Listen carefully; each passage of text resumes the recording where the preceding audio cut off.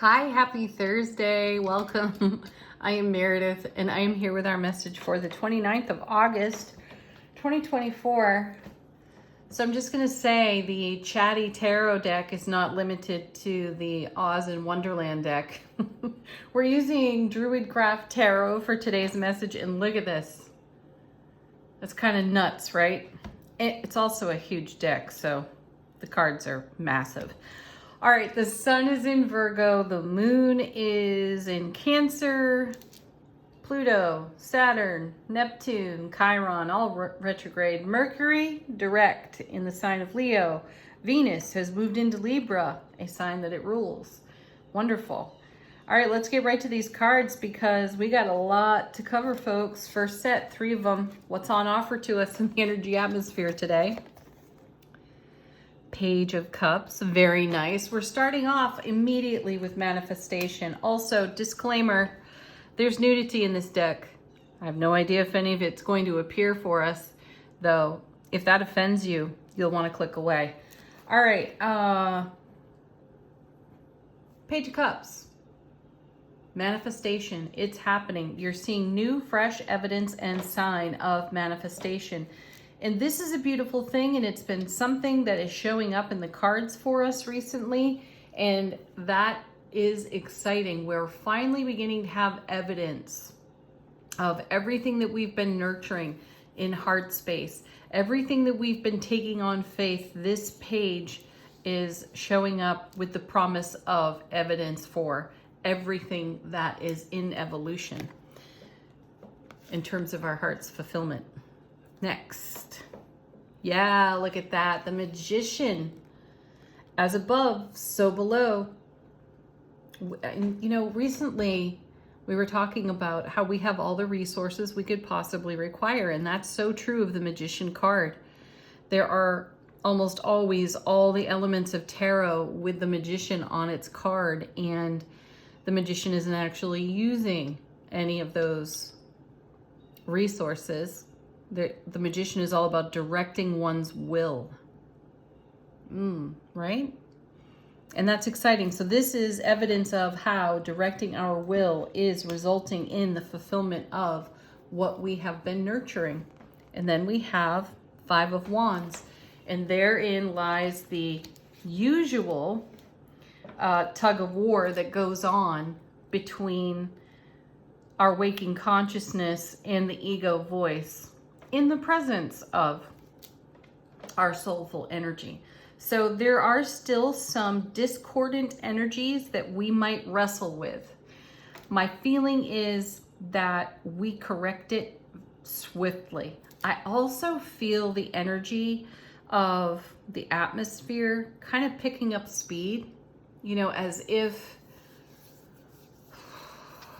being in Mercury retrograde had us in a slower moving energy when we really wanted to be moving swiftly. And now I feel like we're keeping pace, and that feels good.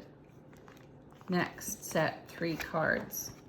First, the High Priest. There's the Hierophant. You know, this is how energy gets woven together. It's another 5, so it's a complex situation. And I feel yet again the energy of Temperance. I keep talking about the Temperance card because I feel its presence, even when it doesn't show up in a reading, I feel its presence beyond the veil, behind the scenes, or in the unseen.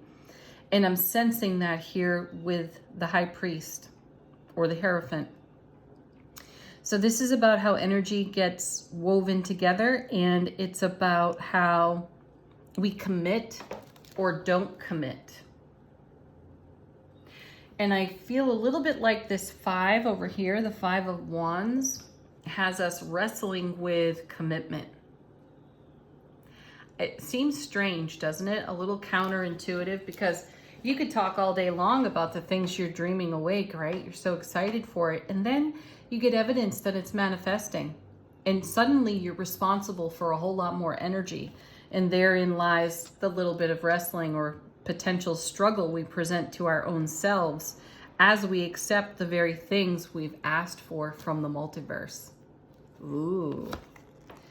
Yeah, look, because there's the Four of Wands showing up again for us in tarot. This is the happiest card in the minor arcana, and this is what we're in creative energy for.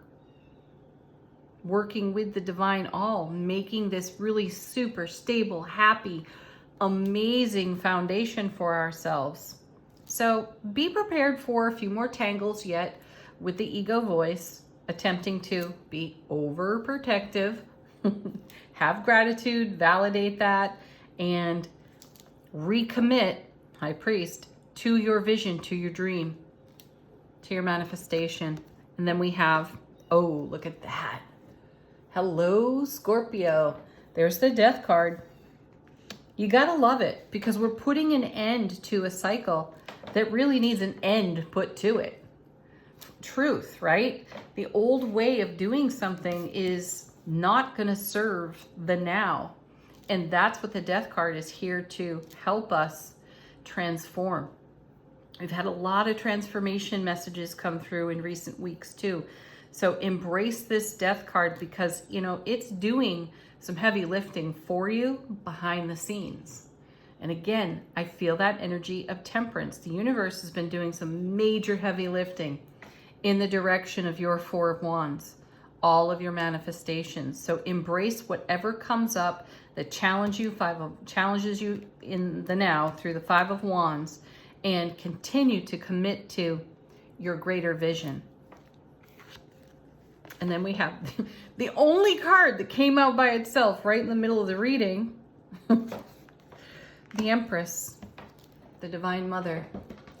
All four queens rolled into one beautiful being. And there she is, pregnant as all heck, right? This is the promise of everything we're giving birth to.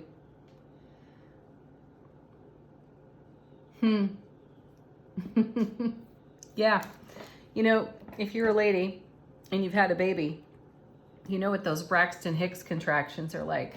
That's signs of readiness for this incoming child. And we're seeing signs for this incoming manifestation. And I feel that's what she's representing here. This is also Venus in Cancer energy. So there's heightened intuition at this time. I also feel that our physical senses are quite heightened as well. Pay attention to those. They are equally important. They're great guiding forces for us.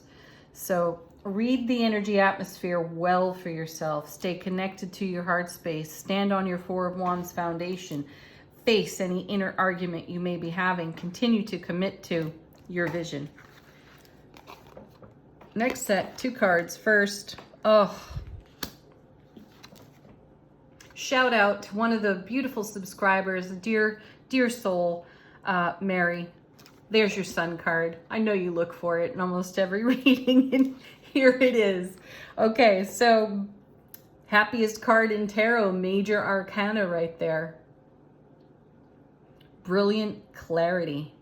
You can see it. You can see the signs everywhere you look that everything is happening. All is conspiring on your behalf for your highest and greatest benefit and potential. And you're seeing the movement within the cosmos of how your dream comes alive in front of you. Paired with the Queen of Cups. Whoa, that's awesome. So you have the sun shining on the Queen of Cups. Talk about intuition. You know, she's all love. She's all heart, this one. And she's all intuition. And she gazes into the Ace of Cups. And she receives the messages. So listen to the intuition. The sun is shining on it. It couldn't be more clear than it's ever been in the now moment. Next set, 4 cards. We've got 3 of Pentacles. This has been a long time coming, I feel. I think we've talked about that recently as well. Some of us have had to wade through a lifetime's worth of ego overprotection. 3 of Pentacles is building something that stands the test of time. The 3 of Pentacles is a beautiful sign of the 10 of Pentacles, which is the everything card, and we've seen that earlier this week in other readings. So keep doing what you're doing. Be masterful about what you are doing.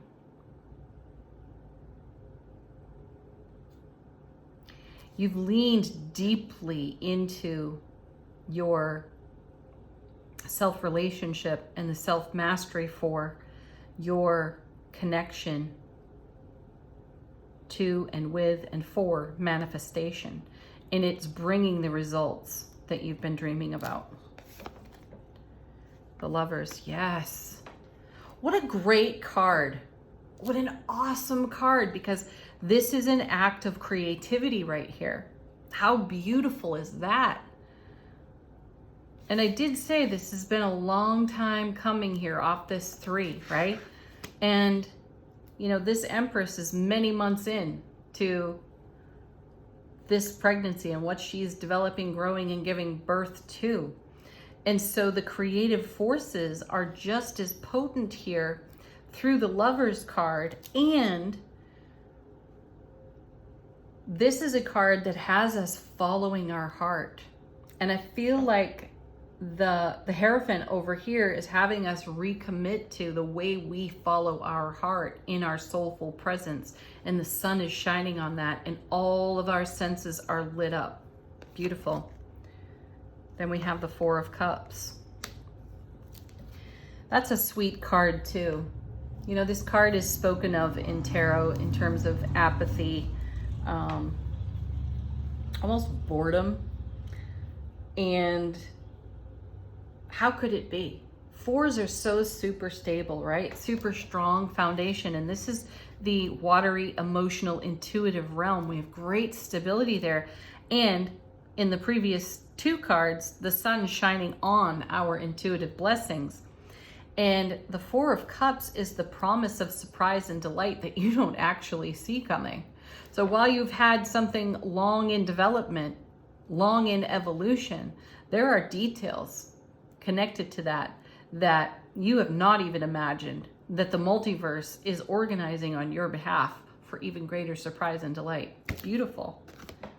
And then look at that, the World, reward of all of your investment and then some. That's fantastic. Bottom of the deck, how is the universe supporting us behind the scenes? First card, 3 of Cups. Excellent. Yes. Woohoo. Celebration. Celebrate the heck out of that. And there's the energy of justice, temperance, and strength all in one card. They coalesce here in the 3 of Cups. So imagine all the energies, you know, the harmony of justice, the strength, love, and loyalty of the Strength card. And then the rare and uncommon energies of divine alchemy behind the scenes. That's all going on there in the 3 of Cups. Then we have the Knight of Cups carrying the Ace of Cups. My goodness, we are so close. We are closer than we've ever been to bringing something to fulfillment in the energies of ascension and divine frequency that is everlasting for us. 5 of Pentacles. You know, that can be a very challenging card in tarot, and I only see it as encouragement in this lineup of cards, because the 5 of Pentacles is an acknowledgement to everything that you said no to. Something that we spoke about earlier this week. We were using the Witch's Tarot. We started with the Queen of Wands, and she was leaning into, I think it was the 10 of Pentacles. Yeah, I think it was. And knowing when to say no. And also not taking no for an answer. That all showed up in that reading, and I feel like it's being acknowledged here in this 5 of Pentacles. This card in tarot is typically a winter scene with 2 people looking a little worse for wear. Like they could really benefit from the sanctuary that's on offer to them in that card, though it comes at the cost of their dream. And this is an acknowledgement of how we learned to say no. We sacrificed for the greater good for ourselves. And this is the reward for doing just that, having the fortitude and the endurance to do that. Oh, perfect. Could it get any better? Now we have the Emperor. So we have divine counterparts, the Empress and the Emperor. I'm so glad he's here. He's number 4 out of the major arcana, and that's perfect. And these two together, the Empress and the Emperor, they make heaven on earth. Hence seeing the Lovers card over there. You know, it'd be wonderful to see the Chariot show up, because then we'd have the whole family. Doesn't matter. We are making heaven on earth, and having the Empress and the Emperor show up together. Number 3, number 4, they make the 7. Heaven touches earth. Beautiful. One more card. And there it is. It's the second time this week we've seen the 9 of Cups come off the bottom of the deck, and that for sure is a message from the Divine All letting us know our prayer has been answered, our dream is coming true, and our wishes are being fulfilled far beyond anything we dreamed in the beginning. Angel answers, guides, angels, ancestors, how are they speaking to us today? If you've got a question for them, put them to this deck, put it to this deck. First card, flipping over, romance. No mistake on that one. With the Lovers card in the way that it's presenting today in the reading, the energy of creation and being a witness to the journey of our creative forces. And then we have the romance card. This is all about the love that we invest into every aspect of self-relationship that creates a ripple effect for us to celebrate, love, and enjoy even more of in all who are connected with us in this journey. Next. Some of you can take this literally. You're bringing the romance to the moment. Oh, look, it's happening again. The emphatic no. We were just talking about it. I know it's a carryover from that other reading. Knowing when to say no has served us so very well. And also not taking no for an answer at certain points along the way has been a very valuable skill and a valuable choice. Next.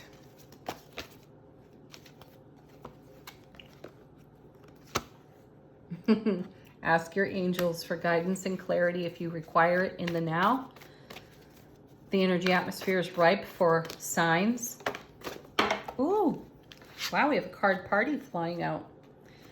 Be assertive when it comes to your big happy changes, when it comes to your happy that makes the big change. And seriously, look for a sign.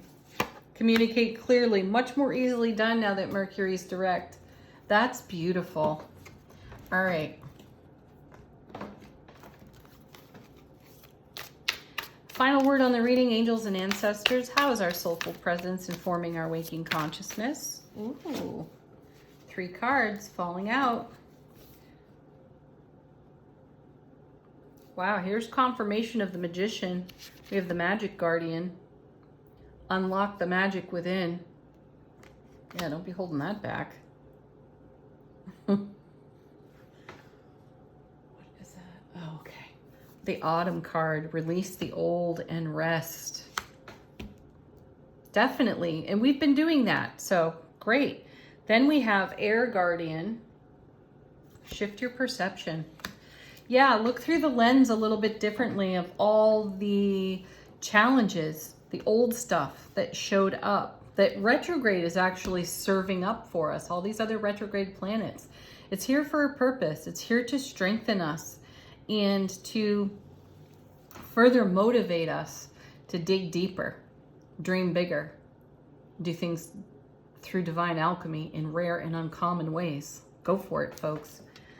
Have the most amazing Thursday ever. Peace, laughter, happiness. Namaste.